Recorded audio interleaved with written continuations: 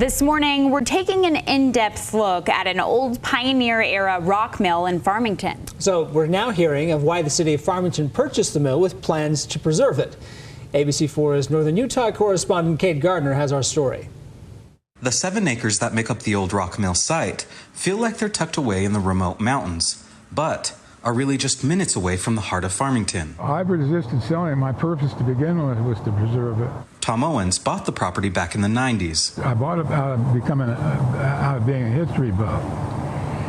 So I didn't want this property, this last chunk of property. After I looked at it, I thought, God, I just don't want that to go to McMansions, you know. His home, which is the old rock mill, was originally completed to help feed the growing population in 1862 by Franklin D. Richards, the nephew of Willard Richards. Willard Richards kept records for Joseph Smith and was a witness of the prophet's death.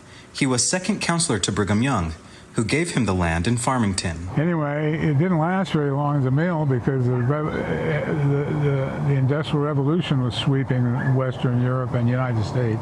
Owens says the mill went through a number of other uses, including becoming one of the first electric generating stations in the state. Decades later, it had another makeover. These 2 restaurant guys were also in the Mormon Tabernacle Choir.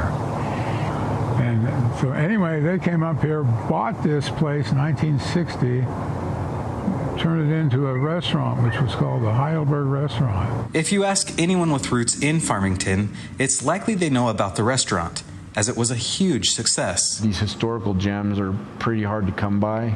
Farmington City Manager Brigham Miller says the city recently bought the property from Owens for $4.75 million. Half of the property could be townhomes right now if Tom wanted to. And Tom has wisely decided to hang on to it and not develop it. And I like most of all what their ultimate goal was to preserve it as open space for the enjoyment of the future generations. Owens' health is declining, and he will live on the property for the rest of his life, working with the city as the property goes through one more makeover to become the park. In Farmington, Kate Gardner, ABC4 News. Now, the city purchased the mill with funds from selling off other city-owned properties. They say it'll likely take about 2 years before the rock park is open to the public.